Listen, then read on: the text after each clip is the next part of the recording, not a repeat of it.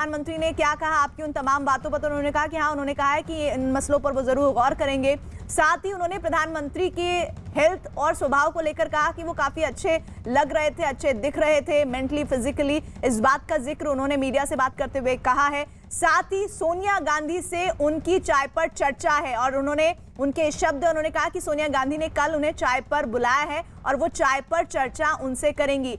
कमलनाथ और आनंद शर्मा से जो उनकी मुलाकात हुई है, उन्होंने कहा कि उनमें कुछ पुराने दोस्त हैं, कुछ अभी मौजूदा वक्त के दोस्त हैं जिनसे हम पुरानी बातें और नई बातों पर डिस्कस कर रहे हैं। पेगासस मामले की सुप्रीम कोर्ट से जांच हो, इस बात का जिक्र भी उन्होंने मीडिया से बात करते हुए किया। बहुत सारे पार्टी है, जो पार्टी मेरे दोस्त भी है, पुराना दोस्त भी है, और आज जैसे कमलनाथ जी, आनंद शर्मा जी, ये लोग आए, और भी लोग आने वाला है, जर्नलिस्ट भी इसका अंदर में है। तो हम लोग पुराना दिन का बात, नया दिन का बात मिलजुल के ही करते हैं। कल मेरे को सोनिया जी का पास भी, सोनिया जी मेरे को चाय पे बोला, तो मैं कल चाय पे चर्चा करने के लिए जाएंगे। तो चाय पर चर्चा करने का जिक्र किया उन्होंने सोनिया गांधी के साथ। कल उनकी महत्वपूर्ण बातचीत होनी है और इस पर लगातार निगाहें भी सबकी रहेंगी। लेकिन प्रधानमंत्री के साथ जो मुलाकात हुई है वो बेहद अहम है। नीरज, हालांकि अपनी पूरी बातचीत को सिर्फ वैक्सीन के इर्द गिर्द ही बताती हुई ममता बनर्जी नजर आ रही हैं, लेकिन और क्या जानकारियां मिल रही हैं? इस बैठक में किन किन मुद्दों पर और बात हुई है?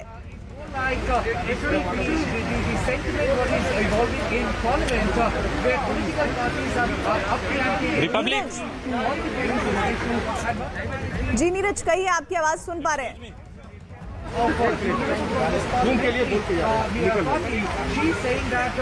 जी प्रीति, मुलाकात के मुद्दे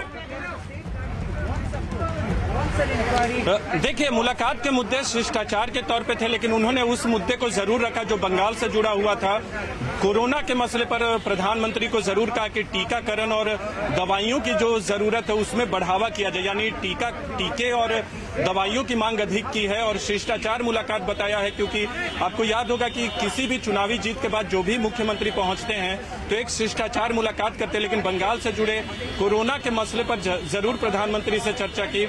लेकिन दूसरी अहम बात यह है कि प्रधानमंत्री से मुलाकात के अलावा अगर बात करें, ममता बनर्जी जो मीडिया से उन्होंने बात की, न्यूज 18 इंडिया के सवाल पे जब पूछा गया कि क्या लोकसभा चुनाव में कोई चेहरा होगा या बिना चेहरे के जाना चाहेंगी, क्या विपक्ष की एकजुटता होनी चाहिए, तो उनका जवाब साफ था कि देखिए, लोकसभा चुनाव तो अभी दूर है, लेकिन प्लानिंग होनी चाहिए, क्योंकि उत्तर प्रदेश का चुनाव है और बाकी राज्यों के चुनाव अभी नजदीक है। तो ऐसे में ममता बनर्जी ने एक संकेत दे दिया है कि विपक्ष को एकजुट होना चाहिए।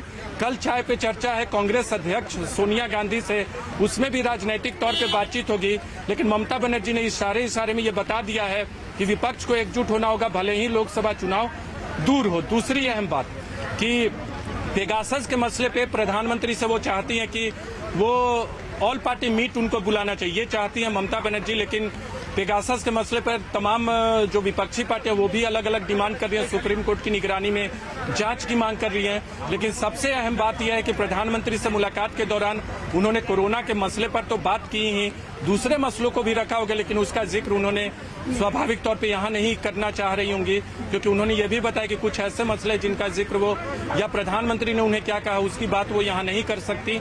लेकिन लोकसभा चुनाव को लेकर उन्होंने साफ किया है कि प्लानिंग होनी चाहिए विपक्षी पार्टियों के बीच में। देखना होगा कि कल जब सोनिया गांधी से मुलाकात होगी और आज जब कमलनाथ और आनंद शर्मा से उनकी मुलाकात हुई तो राजनीतिक तौर पे भी बातचीत हुई। लेकिन एक और महत्वपूर्ण बात, अब तक एनसीपी अध्यक्ष और टीएमसी प्रमुख के बीच बातचीत का समय निर्धारित नहीं हुआ। ये अपने आप में बड़ी बात होगी। अगर पवार एक और बात मैं चाहूंगी, इस बात को भी आप आगे कंटिन्यू कीजिएगा। उन्होंने कहा हम दिल्ली वालों के लिए आउटसाइडर है, ये किस परिप्रेक्ष्य में वो बोल रही थी? देखिए, राष्ट्रीय राजनीति में और अगर आपको देश का चेहरा बनना है तो बार बार ये कहा जाता है, जो भी छत्रप होते हैं, एक विपक्ष के बड़े नेता ने ये कहा कि अगर आपको राष्ट्रीय राजनीति करनी है तो आपको आकर दिल्ली में बैठना होगा। अगर आपकी नजर लोकसभा चुनाव पे है तो आपको दिल्ली में आकर बैठना होगा। इस सेंस में उन्होंने कहा कि जो रीजनल पार्टियां होती हैं उनको दिल्ली में आउटसाइडर के तौर पे देखा जाता है, क्योंकि उत्तर भारत और बंगाल में एक दूरी है।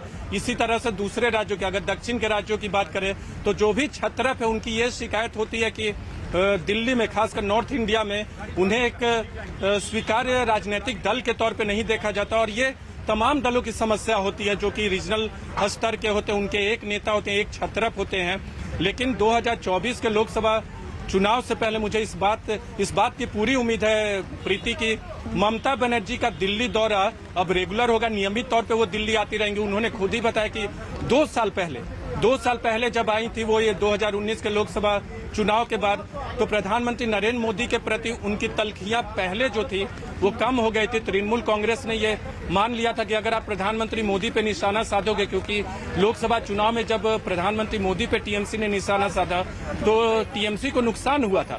विधानसभा चुनाव से पहले आपको याद होगा कि प्रधानमंत्री मोदी को निशाने पे टीएमसी ने नहीं लिया, तो एक रणनीति थी 2 साल की।